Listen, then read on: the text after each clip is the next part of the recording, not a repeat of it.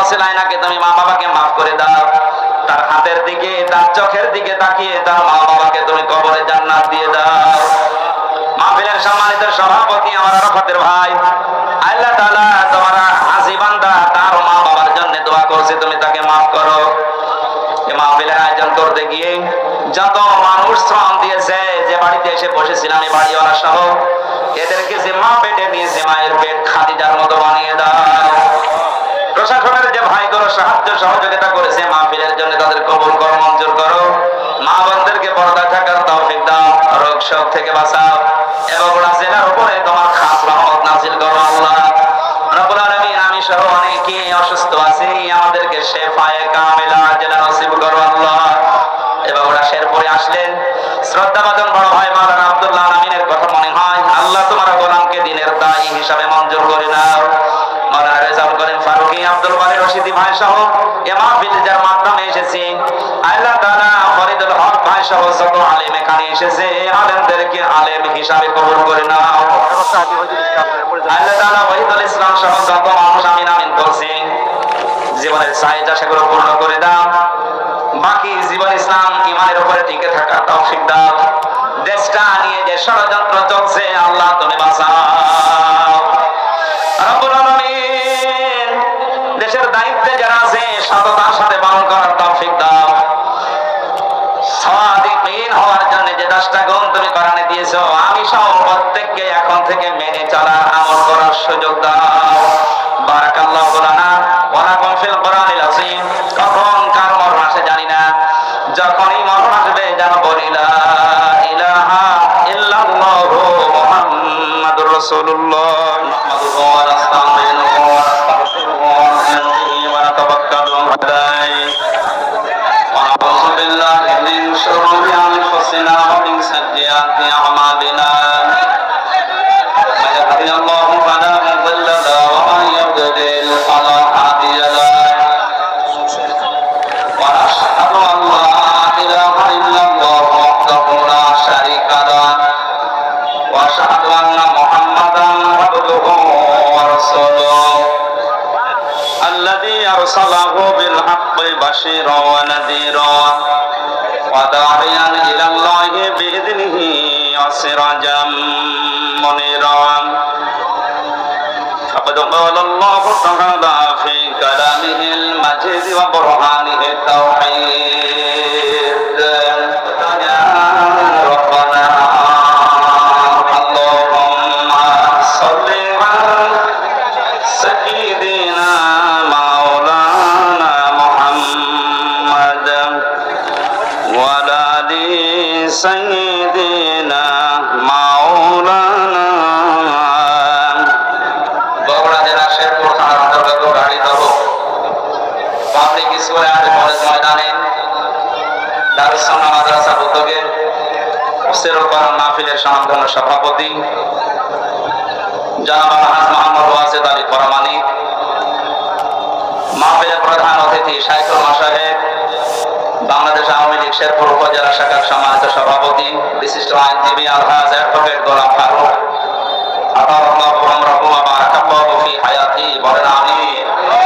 মাহফিলের বিশেষ অতিথিবৃন্দ, অনেক মানুষের নাম দিয়েছেন আপনারা, এমনিতেই আপনারা শুনলেন 11:30টার পরে আর কারেন্ট থাকবে না, সেই হিসাবে আমরা খুব সংক্ষেপে নির্ধারিত বিষয়ের উপরে আলোচনা করার জন্য সব বাদ দিয়ে দিলাম। অনেক আলেম এখানে বসে আছে, শব্দের দিকে খেয়াল করেন। আল্লাহ পাক বলে, বিশ্বনবী মুহাম্মদ রাসূলুল্লাহ আমাদেরকে জানিয়েছেন, এটা মান ক্বারাআল কুরআনা, যে ব্যক্তি আল্লাহর এই কোরআন পড়ে। কোরআন পড়া বলতে আমরা 4টা বিষয় বুঝি। শুদ্ধ করে পড়া, এর মর্ম মানে বোঝা, এর উপর নিজের জীবনকে সেট করা, আর এইটা মানুষকে মানার মতো পরিবেশ তৈরি করে দেওয়া। কোরআন পড়া বলতে কয়টা বিষয় পেলাম? আপনি এবার মিলাম তো, আপনি আসলে কোরআন পড়েন কিনা?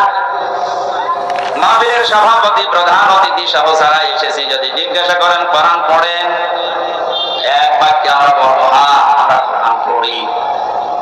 এই কোরআন শব্দটার ব্যাখ্যা নবীজি বলেন, কোরআনে 3টা শব্দ আল্লাহ দিয়েছেন, কোরআন পড়ো। এ ব্যাপারে কয়টা? এটা ক্লাস চলছে এখন, জবাব দেবেন ছাত্রের মতো। এটা স্কুল এবং কলেজ না?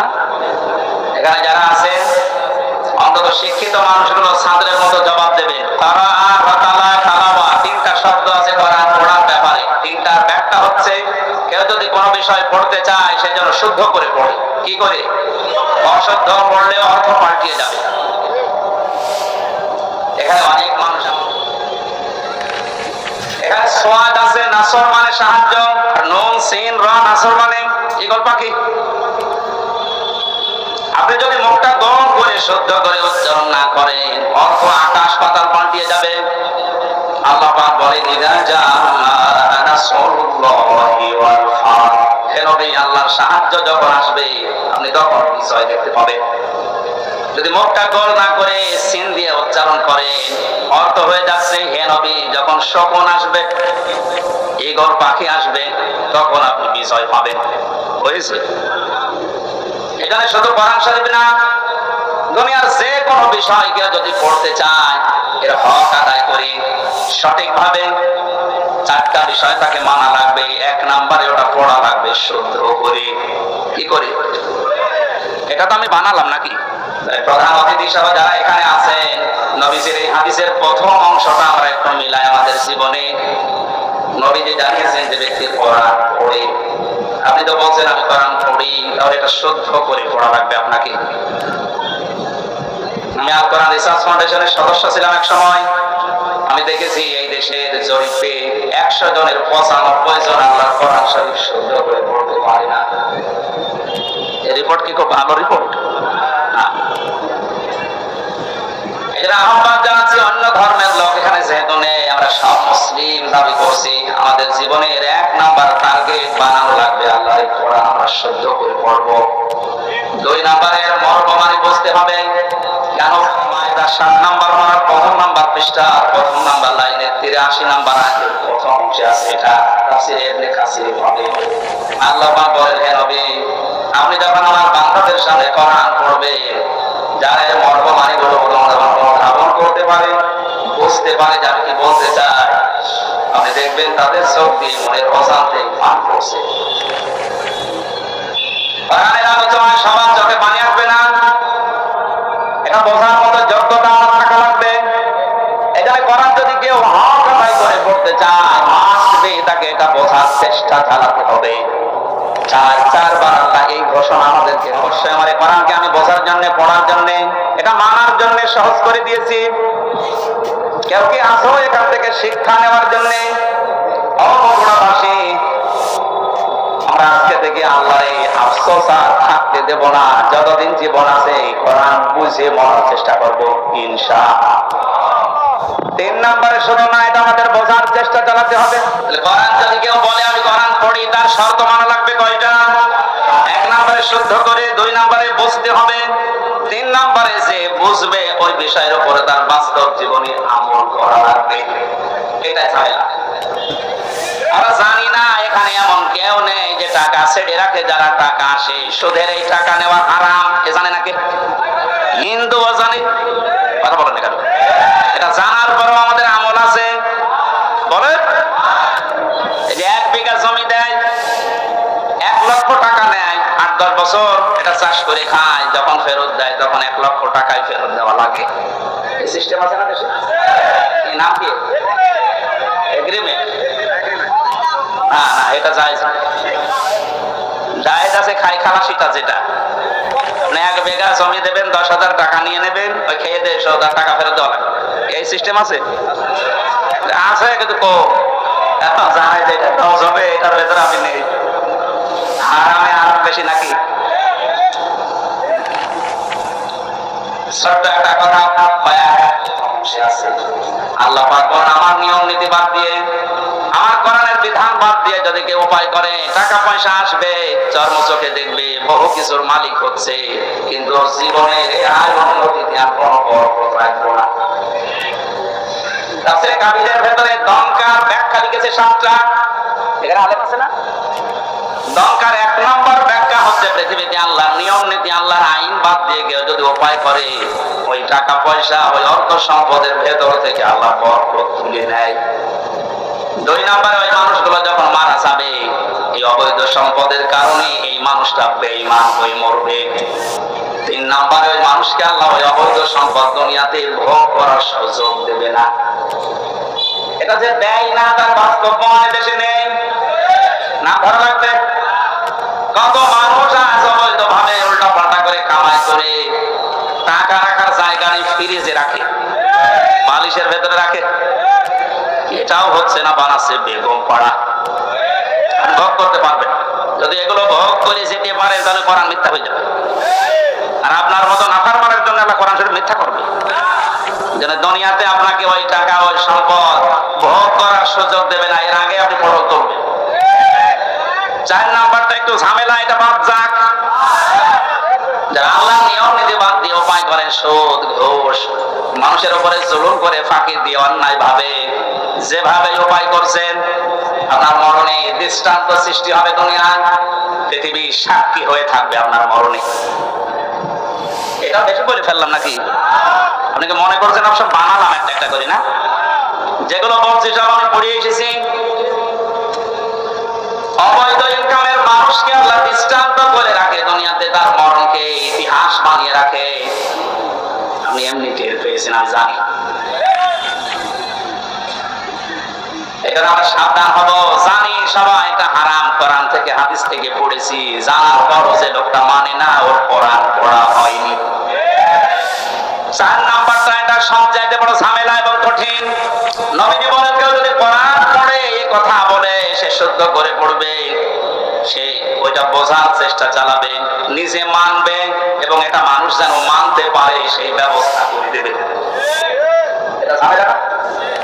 এটা যদি আজ কেউ করতে চায় সে সবচাইতে বড় বিপদে আছে বাংলাদেশে।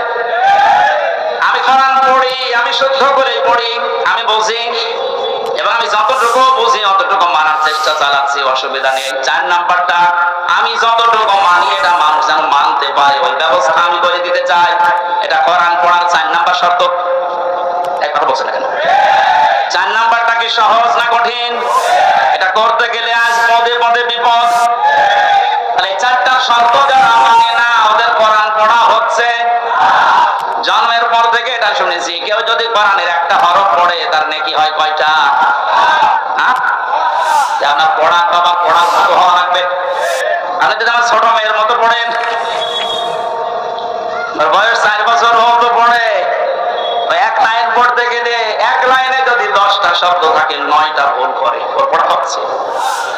আপনার পড়াও তো এরকম হয়ে যাচ্ছে। নবীজির হাদিসের প্রথম শব্দ ছিল যে ব্যক্তি কোরআন পড়ে, তার মানে 4টা শর্ত যারা দুনিয়ায় মানতে পারে ওদের পড়া হয়, আর ওদের প্রতিটি অক্ষরে 10টা করে নেকি হয়। দ্বিতীয় শব্দ ছিল ফাস্তাযহারাহু, কোরআন পড়ে শেষ করে দেয় না, যে ব্যক্তি কোরআনকে ইজহার করার চেষ্টা চালায়। যারা আরবি গ্রামার বোঝে, ফাস্তাযহারাহু এই শব্দের ব্যাখ্যা আমি যত পেয়েছি, আধুনিক ব্যাখ্যা হচ্ছে প্রকাশ করা, ইজহার করা, দাঁড় করানো, স্পষ্ট করা, কায়েম করা, বিজয় করা। কোরআন যারা পড়বে ওই 4টা হক অনুযায়ী এবং কোরআনকে বিজয়ী করার জন্য যারা চেষ্টা চালাবে, এই সংখ্যা বাংলাদেশে কম না বেশি? একটা জরিপ পেয়েছিলাম, এই দেশের 100 জনের 15 জন মানুষ শুধু মন থেকে চায় যে কোরআনে কারিমে দেশে ফাস্তাযহারাহু এটা বিজয়ী হোক, আর বাকি 100 জনের 85 জন শুধু আনায় আছে। দ্বিতীয় পয়েন্টটা হচ্ছে না। 3 নম্বরে কি ছিল? ফাহাল্লা হালালাহু ওয়া হারামা হারামাহু, যে ব্যক্তি কোরআনকে ইজহার করতে পারে এই ব্যক্তি হালালকে হালাল মানবে, হারামকে হারাম ছেড়ে দেবে। আদখালাহুল্লাহুল জান্নাহ, নবীজি বলেন আল্লাহ তাকে জান্নাতে দিয়ে দিয়েছে। জান্নাতে দেবে, দিয়ে দিয়েছে। শব্দটার দিকে আমি খেয়াল করে চিন্তা ভাবনা করেছিলাম, নবীজি অতীতের শব্দ বললেন কেন? এটা পাস্ট, এটা মাঝি। আদখালা ইউদখিলু, নবীজি মোজারে দিতে পারতেন, মাঝি দিলেন, অতীতের পাস্ট দিয়েছেন কেন? তার মানে কোন পরিবার, সমাজ এবং রাষ্ট্রে যদি কোরআন বিজয় থাকে, ওখানে হালালকে হালাল মানা আর হারামকে হারাম জেনে ছেড়ে দেয় সহজ। যে সমাজে, যে দেশে কোরআন বিজয় নেই, ওখানে হালালকে হালাল জানার পরও আপনি মানতে পারবেন না। এক কথা বলছেন, হারামকে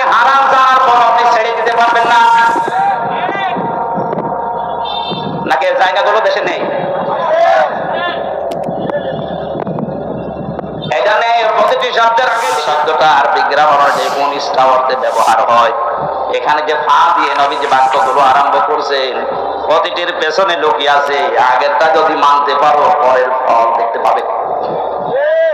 আপনি কোরআন পড়ছেন কি করে আপনি নিজে এবার টের পান চারটা শর্ত মিলছে না। কোরআনকে এজাহার করার জন্য বিজয় করার জন্য আপনার কোনো কার্যকারী ভূমিকা নেই। হালালকে আপনি হালাল জেনে মানবেন কি করে, হারামকে হারাম জানার পরে ছেড়ে দেবেন কি করে?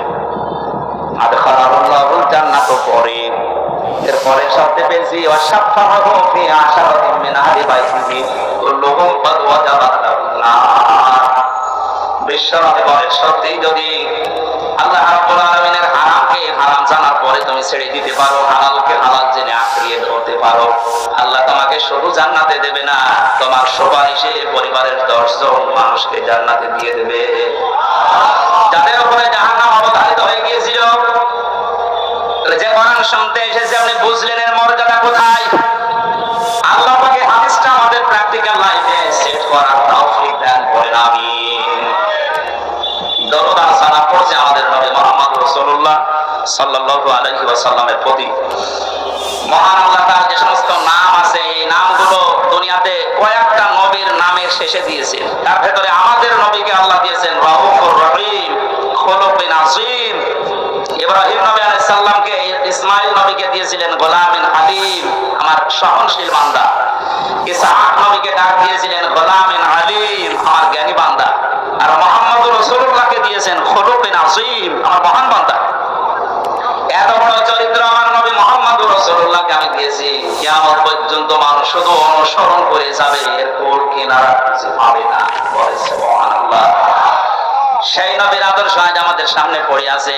জন্ম থেকে মৃত্যু পর্যন্ত তাকে বাদ দিয়ে আপনি কাকে আদর্শ মেনে চলেন? আপনার বিবেককে প্রশ্ন করেন। আল্লাহর ঘোষণা দেওয়া একটা আদর্শ আছে দুনিয়ায়, কয়টা? বলে বলে আল্লাহ নিজে ঘোষণা দিয়েছেন যে এই আদর্শ সিন মানে সাইয়েদ। আল্লাহ পাক জানাতে চেয়েছেন হে নেতা, দুনিয়াতে আল্লাহর ঘোষণা দেওয়া নেতা আদর্শ মাত্র একটা, তার নাম মুহাম্মদ রাসূলুল্লাহ। আল্লাহ রাব্বুল আলামিন পুরা কোরআনে নবীকে 7টা নামে বিশেষভাবে ডাক দিয়েছেন, তার ভেতরে ইয়াসিন, তাহা, মুহাম্মদ, আহমদ, আব্দুল, মুসাম্মিল, মুদাসসির। অবরাবাসী বিবেক যদি থাকে আজকে কাজে লাগাবেন। আল্লাহর ঘোষণা দেওয়া নেতা আদর্শ যার নাম তিনি জানিয়েছেন মুহাম্মদ রাসূলুল্লাহ, সেটা বাদ দিয়ে যদি পৃথিবীর কাউকে আপনি অনুসরণ করেন, অনুকরণ করে চলেন, আপনি মরতে দেরি, জাহান্নামে যেতে দেরি হবে না। এইটা আমি বানালাম না, এটা আমি বানিয়েছি। ইমাম বুখারী রাহমাতুল্লাহ আলাইহি বুখারী শরীফ লেখার আগে একটা কিতাব লিখেছেন আল আদাবুল মুফরাদ। এখানে একটা হাদিস তিনি এনেছেন, 6 প্রকার মানুষকে আল্লাহ বিনা বিচারে, বিনা হিসাবে, কোনো হিসাবও নেবে না, বিচারও করবে না, মরণের পরে তাদেরকে আল্লাহ জাহান্নামে পাঠিয়ে দেবে। তার 3 নম্বরেই তারা দুনিয়াতে যাদের আদর্শ মুহাম্মদ রাসূলুল্লাহ ছিল না। এই হাদিসটা কোরআনের সূরা ইয়াসিনের ইয়াসিন, এর ব্যাখ্যা তাফসীর পড়ার পরে আমার বড় ভয় হচ্ছে। এই পৃথিবীতে হাজারো মানুষ মুহাম্মদ রাসূলুল্লাহর আদর্শ না মানার কারণে জাহান্নামে যাচ্ছে। আল্লাহ তুমি আমাদেরকে বাঁচাও, বলেন আমিন। আমি এটা বলি আপনার ক্ষতি করে ফেললাম? হ্যাঁ, আপনি তো ধরা খাবেন। চোখ বন্ধ হওয়ার পরে আপনি এখনই ধরা খাবেন। নবীজির একটা কথা 100 ভাগের 1 ভাগও মিথ্যা নেই। যাদের আদর্শ এখন ঠিক হয়নি, মুহাম্মদ রাসূলুল্লাহ বাদ দিয়ে অন্য কাউকে যারা মেনে চলছেন, এখনই তওবা করে পরিবর্তন হবে। না কোনো হিসাব নেই, বিচার নেই, আপনি মরে গেলেই বিনা হিসাবে বিনা বিচারে জাহান্নামী। আল্লাহ তুমি আমাকে সহ যারা আমরা এসেছি এটা বুঝে মানার তৌফিক এখন দান করো। আর জোরে বলে কোরআনে কারিমের 6666 আয়াতের মাত্র একটা আয়াত পড়েছি, সূরা তাওবা 119 নম্বর আয়াত। আমরা তেলাওয়াতকৃত আয়াত তাফসীর আকারে কথা বলবো ইনশাআল্লাহ। আল্লাহ ঘোষণা হয় ঈমানদারেরা, আল্লাহ কোন বেঈমানকে ডাক দিয়েছেন এখানে? তাহলে যদি কোনো বেঈমান থাকেন আপনি চলে যান, কারণ এই আয়াত আপনার জন্য না, আপনার জন্য আলাদা আয়াত আছে। বেঈমানের জন্য আল্লাহর ডাক ছিল ইয়া আইয়ুহাল্লাযীনা কাফারু, হে কাফেরেরা, হে বেঈমানেরা। এখানে কোন কাফের আছে? আমরা সব ঈমানদার। আমরা কি? এখন আমার ভেতরে ঈমান আছে কিনা এটা পরীক্ষা করার থার্মোমিটার আছে। সাহাবী প্রশ্ন করলেন, হে নবী, আমার ভেতরে ঈমান আছে কিনা আমি কিভাবে বুঝতে পারবো, কিভাবে টের পাবো? আমি তো নামাজ আদায় করি, রোজা রাখি, কাবা শরীফ তাওয়াফ করি। আল্লাহর নবী বলেন, যত দুইটা কাজ তোমার ভেতরে দেখতে পাও, ইজা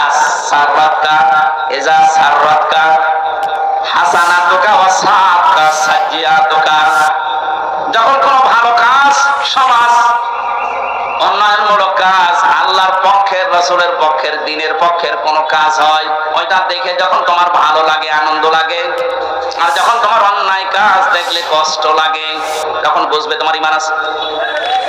ও বগুড়াবাসী, হাদিসটা সামনে রেখে বলেন তো, বাংলাদেশে ভালো কাজ সবার কাছে ভালো লাগে, অন্যায় কাজ সবার কাছে খারাপ লাগে? আপনি নিজেই নিজেকে পরিমাপ করতে পারবেন আসলে আপনার ঈমান আছে কিনা। এখন যদি মনে করেন কি আমি শেরপুর মসজিদের সভাপতি, আমার ঈমান নেই, মানে আমি তো শেরপুরের সভাপতি, আর আবু সাহেব ছিল কাবা শরীফের সভাপতি, তার হিসাবে আপনার কোনো খবর আছে? শেরপুর বাংলাদেশে কয়জন চেনে? আর কাবা শরীফ,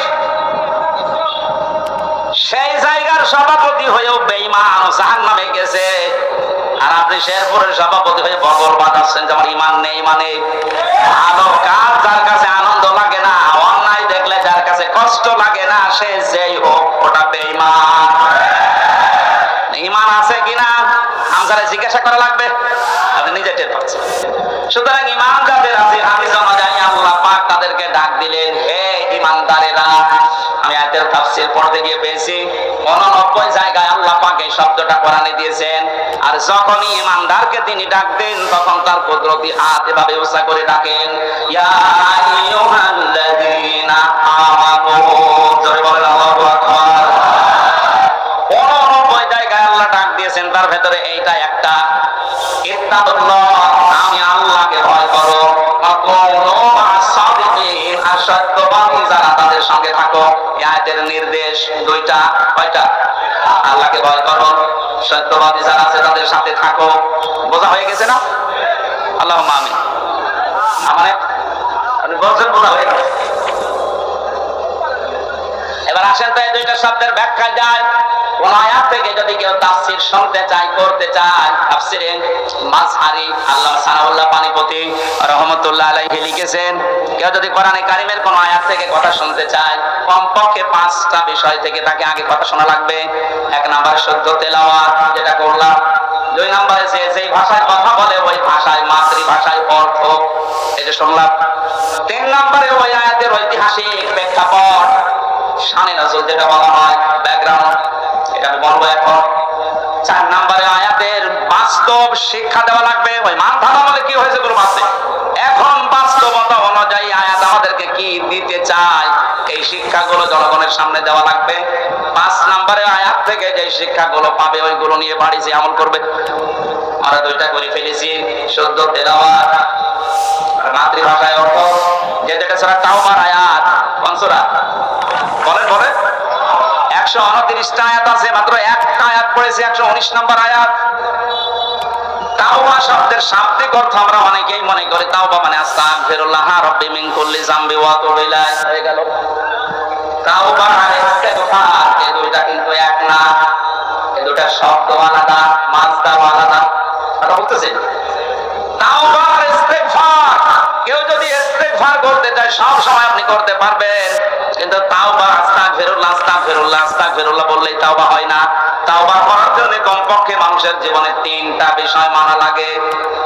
ইস্তিগফার আর তাওবার ভেতরে পার্থক্য এই, কোন মানুষ যদি তাওবা করে ওর পেছনের অপরাধগুলো শুধু আল্লাহ মাফ করে দেয় না, ওই পুরো জায়গাটা আল্লাহ নেকি দিয়ে ভরাট করে দেন।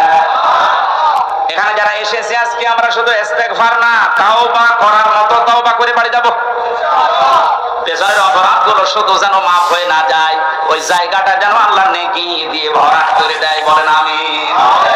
1 নম্বরে যদি তাওবা কেউ করতে চায় তাকে বলা লাগবে, আল্লাহ আমি অপরাধী, আমি এই শিক্ষা স্বীকৃতিটা এই পৃথিবীতে মানুষ দিতে চায় না। দেখবেন এই দেশে হাতে নাতে ধরা পড়ার পর অস্বীকার করে না। না, তদন্ত করা লাগবে। তদন্ত 7 দিন সময় দিয়েছে যাদেরকে, ওদেরকে মাল মশলা মেরে মুখ বন্ধ করে দেয়।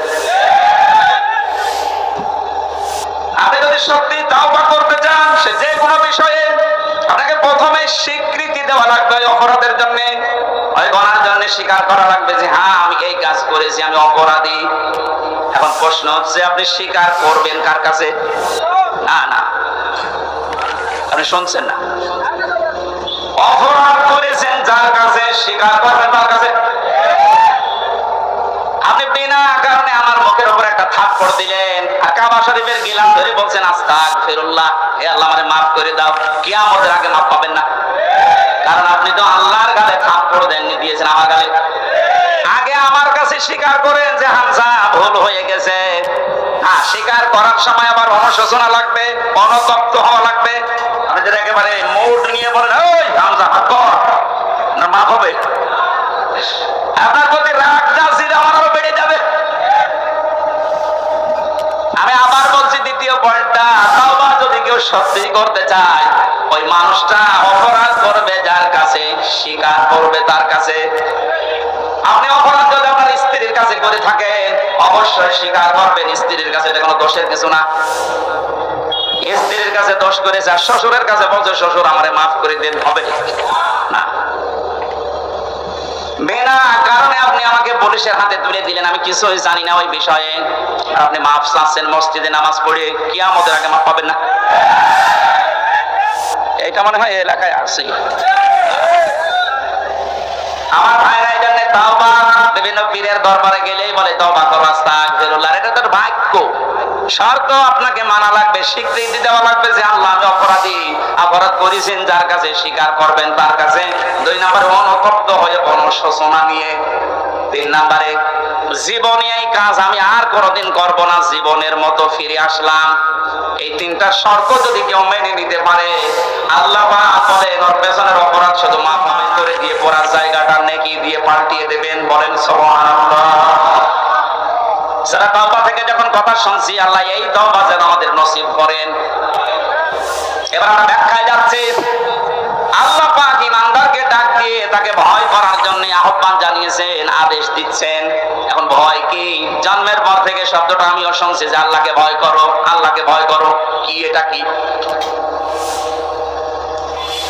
তাকওয়ার যে ব্যাখ্যাগুলো আমরা বলি, আধুনিক ব্যাখ্যা হচ্ছে যে যেই বিষয়ে কাজে আছে ওই বিষয়ে জ্ঞান অর্জন করে প্রশিক্ষণ নিয়ে ওই কাজ আঞ্জাম দেওয়ার নাম হচ্ছে তাকওয়া। আমি আবার বলছি, যে যেই কর্মজীবনে আছেন, যে যে জায়গাটা দখল করে আছেন, ওই বিষয়ের উপরে জ্ঞান অর্জন করে দক্ষতা প্রশিক্ষণ নিয়ে ওই কাজে আঞ্জাম দেওয়ার নাম হচ্ছে তাকওয়া। না হয় আমি আবার বলছি, তাকওয়া মানে শুধু আমার মতো জুব্বা গায়ে দিয়ে, বড় পাগড়ি গলায় নিয়ে, হাতে তাসবিহ নিয়ে শুধু সুবহানাল্লাহ সুবহানাল্লাহ বলা না। তাকওয়া মানে যে যেখানে আছেন ওই জায়গায় ওই জায়গার জ্ঞান অর্জন করে, দক্ষতা প্রশিক্ষণ নিয়ে দক্ষতা অর্জন করে ওই কাজ আঞ্জাম দেওয়ার নাম তাকওয়া। এটা যদি আজ বাংলাদেশে থাকতো, আমরা অনেক উপরে চলে যেতাম। অধিকাংশ মানুষকে এমন দায়িত্ব পালন করতে দেখা যায়, ও বিষয়ে কোনোদিনের পড়াশোনা নেই, দক্ষতা নেই, প্রশিক্ষণ নেই, আন্দাজে ওই কাজে হাত দিয়ে তার 12টা বাজায় আরো বেশি নিচে নামা রাখে। ঠিক আছে। তাকওয়ার দ্বিতীয় ব্যাখ্যা হচ্ছে আল্লাহর নিষিদ্ধ কাজগুলো জানার পরে শুধু ছেড়ে দেওয়া না, ঘৃণা করে ছেড়ে দেওয়ার নাম তাকওয়া। কথা বুঝতেছে? আল্লাহ আমাদেরকে তাকওয়া অর্জন করার মাধ্যমে 9টা উপকার করতে চেয়েছেন। দুনিয়াতে কেউ যদি তাকওয়াবান হতে পারে, তাকওয়া মানে কি শুধু জুব্বা গায়ে দেওয়া, শুধু জিকির করা? যেখানে যেই কাজে আপনি হাত দিয়েছেন, হ্যাঁ আপনি লেবার, কোনো অসুবিধা নেই, আপনি গাড়ি সারেন, মনে করেন গাড়ির মিস্ত্রি, ওই বিষয়ের উপরে লেখাপড়া করে, ওই বিষয়ে প্রশিক্ষণ নিয়ে দক্ষতা অর্জন করে ওই কাজকে সুচারুরূপে আঞ্জাম দেওয়ার নাম কি? আরো জোরে বলেন। আর চাইনার দিকে তাকান, দিন দিন উন্নতি এমনি করছে, এইটা থাকার কারণে। ওরা যে যে বিষয়ের উপরে দক্ষতা অর্জন করে লেখাপড়া, আমি ছেলে যখন ছিলাম 3টা বছর, কয়েকজন চাইনিজ আমার সাথে ছিল, ওরা কি টাকা পয়সার ঝামেলার কারণে ধরা পড়েছিল আর দিয়েছে আমার পাশের রুমে। ভাষা তো বুঝতাম না, কিন্তু কর্মদক্ষতা, ওদের কাজ কারবার ভেতরে এত বুদ্ধি, জীবনে কোনোদিন কল্পনা আসে না যে এই পানির বোতল দিয়ে এই কাজ করা যায়। ও ছাতা ওইটা করে দেখাচ্ছে। ওই বিষয়ের উপর লেখাপড়া আছে, কর্মদক্ষতা আছে এবং প্রশিক্ষণ নিয়েছে, এই জন্য দিন দিন ওরা উপরে উঠতেছে। আজ আমরা ওদের মতো যদি তাকওয়াটা বুঝতাম আর বাস্তবে কাজে লাগাতাম, আমার মনে হয় যে ষড়যন্ত্র কয়েকদিন আগে প্রধানমন্ত্রী শেখ হাসিনা যে আশঙ্কা করেছে বাংলাদেশ নিয়ে, পার্বত্য চট্টগ্রামের কয়েকটা জেলা, মায়ানমারের কিছু অংশ, ইন্ডিয়ার কিছু অংশ নিয়ে সাদা চামড়ার যারা আছে তারা কিন্তু গোপন আন্দোলন চালাচ্ছে। এটা একটা স্বাধীন খ্রিস্টান রাষ্ট্র ঘোষণা দেবে। প্রধানমন্ত্রী 14 দলের সাথে গোপন বৈঠক করে যে কয়েকটা কথা শেষের দিকে জানিয়েছে, তার ভেতরে এটা একটা। ওনার এই আশঙ্কা যদি সত্যি হয়, আপনি চর্মচোখে দেখবেন এদের ভাগ হয়ে সুদানের মতো, দক্ষিণ সুদান, পূর্ব তৈমুরের মতো খ্রিস্টান একটা স্বাধীন রাষ্ট্র এই এলাকায় চলছে। এটা খুব ভালো সংবাদ নাকি? আমাদের কর্মদক্ষতা, তাকওয়ার এই ব্যাখ্যা যেটা আধুনিক ভাবে করা দরকার, এটা আমাদের করা দরকার। আল্লাহ আমাদেরকে ওই পর্যায়ে দেওয়ার তৌফিক দেন, বলেন আমিন। যে বিষয়ে আপনার ছেলেটা, আপনার মেয়েটা যে বিষয়ে অভিজ্ঞতা ছোটকাল থেকে দেখবেন যেদিকে মন আছে, ওই বিষয়ে আপনি তাকে তুলে দিন। সবাইকে আলেম ভালো লাগবে, সবাইকে ইঞ্জিনিয়ার ভালো লাগবে না। যে বিষয়ের দিকে যেতে চায়, ধাবিত হতে চায়, ভালোবাসে, ওই বিষয়টা জ্ঞান অর্জন করার জন্য রাস্তা পায়, তাকে ব্যবস্থা করে দেন। কর্মদক্ষতা অর্জন করে প্রশিক্ষণ নিয়ে ওই কাজকে সুচারুরূপে আঞ্জাম দিতে থাকলে দুনিয়া এবং আখিরাত দুইটাই আমাদের জন্য সফল হবে ইনশাআল্লাহ। আমার ভাইরা, 9টা উপকারের ঘোষণা দিয়েছেন আল্লাহ। দুনিয়াতে কেউ যদি তাকওয়া অর্জন করতে পারে, এক নম্বরে ওই লোকটা যদি বিপদে পড়ে, মহান আল্লাহ এমন জায়গা থেকে তাকে সাহায্য পাঠায় যার কল্পনা কোনোদিন তার হৃদয়ে আসে নাই। জোরে বলুন সুবহানাল্লাহ। এটা আজ দেখতে আমাদের বহু বাকি। এটা যারা দেখতে পেয়েছিলেন তাদের ঈমান আমি দেখেছি, এই মানুষগুলোর ঈমান পাথরের চাইতেও শক্ত ছিল। সত্যি যারা তাকওয়া অর্জন করতে পেরেছে দুনিয়াতে, ওই মানুষগুলোর কাছে দুনিয়া আল্লাহ এমন তুচ্ছ বানিয়ে দিয়েছে, তামাম দুনিয়াটা একটা ডিমের চাইতেও তাদের কাছে কম দামি মনে হতো। আমরা আসলে তাকওয়া অর্জন করে আল্লাহর এই 9টা যে উপকারের কথা, সাহায্যের কথা, এটা পাচ্ছি না, কারণ আমাদের তাকওয়া নেই। তোমরা সত্যবাদী যারা, সত্যপন্থী যারা, তাদের সঙ্গে থাকবে। সত্যবাদী কারা? এই দেশে একটা ভুল ধারণা চালু আছে, কিছু কিছু দৃশ্য দেখলে আমরা মনে করি এগুলো সত্যপন্থী, এগুলোই হক্কান, এগুলোই হক্কানি। অনেকে নিজেকে দাবিও করছে যে আমরা হক্কানি দরবারের লোক। কোরআনে কারিমে সূরা তাওবার 119 নম্বর আয়াতের শেষের অংশের ব্যাখ্যা আল্লাহ দুনিয়ায় কারো কাছে ছেড়ে দেয়নি যে 2 বার জিকির করলে সেই লোকটা সত্যবাদী, 5 ওয়াক্ত নামাজ পড়লে সেই লোকটা সত্যবাদী, বছরে একবার হজ করে আসলে সেই লোকটা সত্যবাদী না। আল্লাহ পাক বলেন সত্যবাদী হওয়ার জন্য 10টা গুণ দুনিয়াতে তোর ভেতরে থাকা লাগবে। কয়টা?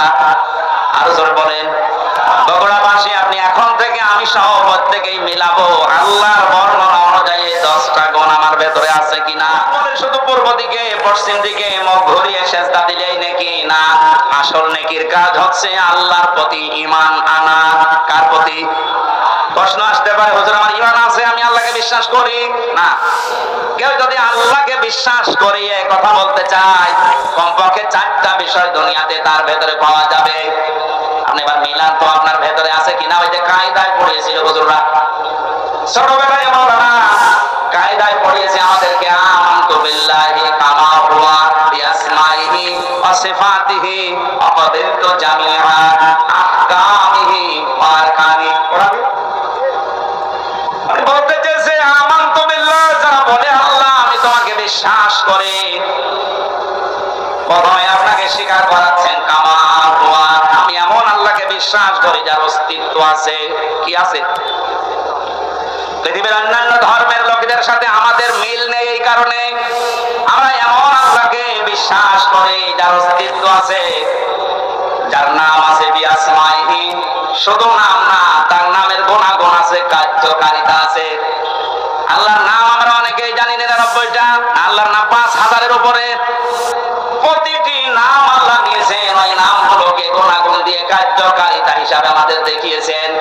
আল্লাহ রব নাম নিয়েছেন, এই কারণে নেই থেকে পূর্ণতায় আমাদেরকে পৌঁছিয়ে দিয়েছেন, এই রব নামের কারণে।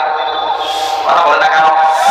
মায়ের বীর গভীরে যখন বাবার এই বীর্যটা দ্রুত গতিতে যে আশ্রয় নেয়, আল্লাহ রাব্বুল আলামিন বলেন যে নেই থেকে আস্তে আস্তে হামজা পর্যন্ত বানালাম।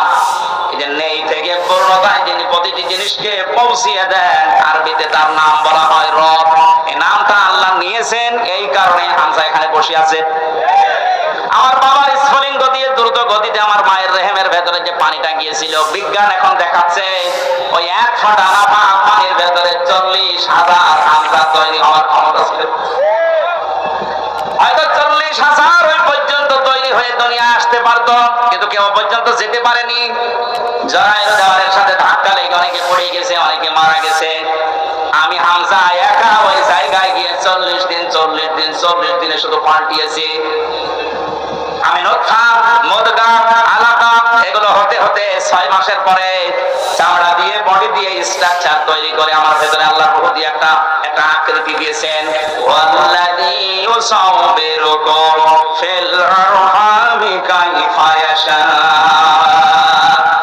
আল্লাহ পাক বলেন তিনি সেই আল্লাহ যিনি মায়ের রেহেমের ভেতরে তোমার এই আকৃতিটা বানিয়েছেন। তোমার মা আর বাবার পক্ষ থেকে আটটা জিনিস ওই নাপাক পানি দিয়ে আল্লাহ বানিয়েছিলেন। চুল, রদ, হাড় আর পর্দা, রক্ত, গোশত, চর্বি আর চামড়া। আল্লাহ পাক বলেন আমার নাম যে রব, এই কারণে আমি আল্লাহ নিজে 5টা জিনিস তোকে শক্তি, দর্শন শক্তি, বাক শক্তি, আকেল শক্তি আর ঘ্রাণ শক্তি, এই 5টা জিনিস আমি আল্লাহ আমার রব নামের কারণে তোকে দিয়েছি। 13টা জিনিস যখন এক হয়, ছেলে হবে না মেয়ে হবে, আকারটা আমি আল্লাহর সিদ্ধান্ত অনুযায়ী তৈরি হয়। তাহলে ছেলে হয় মেয়ে হয়নি যারা মন খারাপ করি, এটা মন খারাপের বিষয় না, এই সিদ্ধান্ত কার? আমার বড়। বলেন ছেলে হলে মেয়ে হলে যারা মন খারাপ করে স্ত্রীর উপরে, প্রকার আনতে তারা যেন আল্লাহর সিদ্ধান্তের উপরে নারাজ। আমি সহ যারা এই জাহিলিয়াতে আছি, আল্লাহ তাদেরকে যেন মুক্তি করেন, বলেন আমিন। ছেলে হোক মেয়ে হোক, কারো দোষ আছে? স্বামীর দোষ আছে? আল্লাহ রাব্বুল আলামিন বলেন 8-5টা জিনিস যখন এক হয়ে যায়, 6 মাস পার হয়ে যাওয়ার পরে একে আমি দুনিয়াতে আস্তে করে বের করার সিদ্ধান্ত নেই। ময়দানে আমি আল্লাহ তোকে নিয়ে আসলাম, এমন অবস্থায় নিয়ে এসেছিলাম যখন কিছু খেতে পারতিস না। এই জন্য আমি আল্লাহ তোর মায়ের স্তনে 6 মাস আগেই তোর জন্য খাবার আমার রব নামের কারণে গরম করে রেডি করে রেখেছি। মায়ের স্তনের ভেতরে যদি একটা ফোঁটা দিতাম, চষা মারলে অনেকগুলো দুধ এসে তোর কচি কণ্ঠ আটকিয়ে যেত, মরে যেতে, শ্বাস নিতে পারতে না। আমি যে রব নামটা নিয়েছি, এই কারণে মায়ের ওই স্তনে সূক্ষ্ম 32টা ছিদ্র দিয়েছে। একবার চষা দিলে যেন একবার এই দুধগুলো এসে তোর মুখের ভেতরে প্রবেশ না করে, ওই জায়গায় জমা হয়ে সূক্ষ্ম 32টা ছিদ্র দিয়ে আস্তে আস্তে করে এসে তোর জীবন আমি বাঁচিয়েছি। আমি রব নামটা খেলা করার জন্য নেয়নি। মুখটা নাপাক করি না মায়ের পেটের ভেতরে, নাভির ভেতর দিয়ে খাবার পাস করে দিয়ে তোর মুখটা পবিত্র রেখেছিলাম। অথচ দুনিয়ায় আসার পরে আমি তোর দিকে তাকিয়ে দেখি এই মুখের ভেতরে কত হারাম, অপবিত্র, নাপাক জিনিস দিয়ে ভর্তি করিস। কথা বলেন ঠিক কি?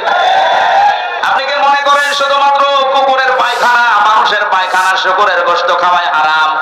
ভাইয়ের জমি যারা, বোনের জমি যারা জাল দলিল করে ফাঁকি দিয়ে লিখে নেয়, ওইটাও কুকুরের মাংসের মতোই হারাম। যারা মেয়ের জমি ফাঁকি দিয়ে ছেলেকে লিখে দিয়েছেন, আপনি বিশ্বাস করতে পারেন জাহান্নামের টিকিট আপনার একটা বুক করা হয়ে গেছে। শরীক ফাঁকি দেওয়া মানুষ বগুড়ায় নেই, কথা বলেন। যারা শরীক ফাঁকি দিয়েছেন, আপনার ইবাদত কবুল বন্ধ হয়ে গেছে, আগে ওইগুলো ফেরত দেবেন। আজকেই বাড়িতে বোনের সম্পদ আগে ফেরত দেবেন, তারপর আপনি নামাজ পড়া আরম্ভ করবেন। এখন যদি বলেন ও সাদা তো ফেরতও দিতে পারে না, নামাজও কবুল হয় না, নামাজই পড়বো না। আপনি নামাজ না পড়লে আল্লাহর ক্ষমতা হারিয়ে যাবে। বলেন নিজের কপালে নিজে আপনি আঘাত করছেন, নিজের পায়ে নিজে কোড়াল মারছেন, এই সময়টা আর দুনিয়ায় ফেরত পাবেন না। আমার এখন 32 বছর বয়স, আমি কি জীবনে ইচ্ছা করলে আর 12 বছরে ফিরে যেতে পারবো? আজকের মাহফিলের প্রধান অতিথি, ওনার বয়স মনে করেন এখন 60 বছর।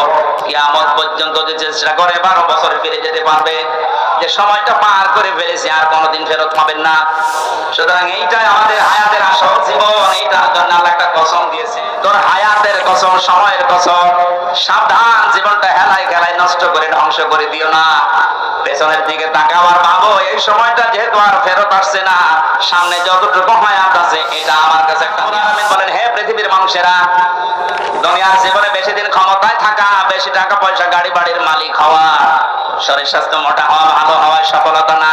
সফল মানুষ তো ওইটা যাকে আমি আল্লাহ মরণের পরে জাহান্নামের আগুন থেকে মাফ করে দিয়ে জান্নাতি বলে ঘোষণা দেব, এইটাই সফলতা। আর এটা পাওয়ার জন্য দুনিয়ার জীবনে কি করা লাগবে?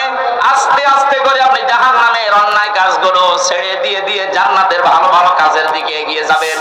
সুতরাং এই দেশে আমরা যারা অন্যায়, অবৈধ, শয়তানি কাজ কারবার আস্তে আস্তে ছেড়ে দিয়ে মানবতার পক্ষে, ইসলামের পক্ষে এই কাজগুলো আস্তে আস্তে যারা আঞ্জাম দিতে পারবো, আপনি বুঝবেন আল্লাহ আপনাকে এই দুনিয়াতে জাহান্নামের পথ থেকে জান্নাতের দিকে এগিয়ে দিচ্ছে।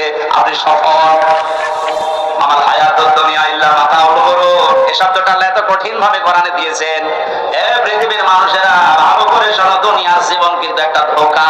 একটা কি? আপনার সন্তান আপনার জন্য ধোঁকা, স্ত্রী ধোঁকা, টাকা পয়সা, ক্ষমতা, প্রভাব, প্রতিপত্তি, সবগুলো আল্লাহ বলেন ধোঁকা। বিশ্বাস যদি না হয়, মিথ্যা মিথ্যায় চোখ বন্ধ করে দেখেন এগুলো কেমন ধোঁকা। আল্লাহ এই ধোঁকাটা এখনই আমাকে বোঝার তৌফিক দিন। ও বগুড়াবাসী, এটা যত তাড়াতাড়ি বুঝতে পারবেন তত তাড়াতাড়ি আপনার কল্যাণ হবে। আপনি যদি এখনই বোঝেন যে হ্যাঁ এগুলো আসলে ধোঁকা, আপনার অন্যায় অবৈধ কাজের ভাগ দুনিয়ায় কেউ নেবে না, অথচ অবৈধ কাজ করে যা কামাই করবেন ওগুলো ভাগ নেওয়ার জন্য হাজারো মানুষ বসে আছে। এই ধোঁকা থেকে বাঁচার জন্য আল্লাহ রাব্বুল আলামিনের সাহায্য কামনা করা দরকার। আল্লাহ পাক আমাদেরকে জানিয়েছেন, আমি যে নামটা নিয়েছি রব, তোকে আস্তে আস্তে করে দুনিয়ার জীবনে এনে মুখটা পবিত্র করে রেখেছিলাম, তুই মুখটা পবিত্র রাখতে পারলি না। হারাম, অবৈধ এবং নাপাক জিনিস দিয়ে মুখটা পবিত্র অপবিত্র করে আমার কাছে আসলি। আমি তো শুধু নাম নিয়ে শেষ করে দেইনি, নামের কার্যকারিতা গুণাগুণ আমি আল্লাহর বাস্তবে বহন করি। আমি রাজ্জাক নাম নিয়েছি, শুধু নিয়েই শেষ করে দেইনি। রাজ্জাক নামের কারণে পৃথিবীর যত সৃষ্টি আছে সবাইকে আমি আল্লাহ রিজিক দেই। জয় বলেন সুবহানাল্লাহ। রিজকের দায়িত্ব কার? আর জয় বলেন, জাহান্নাম থেকে বাঁচার দায়িত্ব কার? যেইটার দায়িত্ব আল্লাহ আমাদেরকে দিয়েছেন ওইটার বিষয়ে আমরা বেখবর হয়ে আছি, বেহুশ হয়ে আছি। আল্লাহ আমাদের আমলের, ঈমানের উপরে ভিত্তি করে আখিরাতে নাজাত দেবেন, এইটার কোনো খবর আমাদের নেই। অথচ যেইটার দায়িত্ব আল্লাহ নিজের হাতে নিয়েছেন ওইটা নিয়ে পেরেশান হয়ে আজ হাজারো মানুষ জাহান্নামের টিকিট কেটে বিদায় দিচ্ছে। আল্লাহ তাআলা গরুরটা একটু বোঝার তৌফিক আমাদেরকে দাও না, বলেন আমিন। এখানে এমন আল্লাহর উপর আমরা ঈমান এনেছি যার অস্তিত্ব আছে, যার নাম আছে, প্রতিটি নামের গুণাগুণ আছে, কার্যকারিতা আছে, তিনি হুকুম দিয়েছেন, তিনি আরকান দিয়েছেন। এগুলো যারা বিশ্বাস করে বাস্তব জীবনে মানতে পারে, এই মানুষগুলোই আসল নেকির কাজে আছে। ওয়াল ইয়াউমিল আখির, কিয়ামতের ময়দানের বিশ্বাস দৃঢ় থাকা লাগবে। কিসের বিশ্বাস? জন্মের পর থেকে আমার মনে হয় আমরা এই শব্দের সাথে পরিচিত যে কিয়ামত হবে, কিয়ামতে জবাব দেওয়া লাগবে। এটা যে নেকির কাজ, এটা যারা বিশ্বাস করেছিল তাদের জীবনের দিকে আপনি তাকান। তাহলে ঘটনাগুলো এমনি খেলা করার জন্য শুনিয়েছেন তা না। খলিফাতুল মুসলিমিন হযরত ওমর, এই যে হিসাব, এটা বিচার, এটা যে কি জিনিস আমরা এখনো অনেকে টের পাই না। উনি বিশ্বাস করেছিলেন যে বিচার হবে, হিসাব দেওয়া লাগবে। সন্তানটা ভর্তি করে দিলেন মাদ্রাসায়।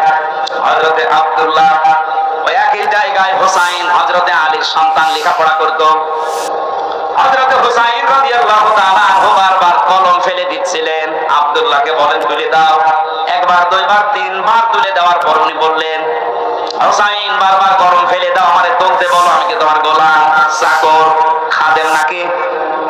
হযরত হুসাইন মুখফসকে বলে ফেলেছেন, আব্দুল্লাহ তুমি শুধু চাকর না, তুমি খাদেম না, তুমি খাদেমের বাচ্চা, খাদেম।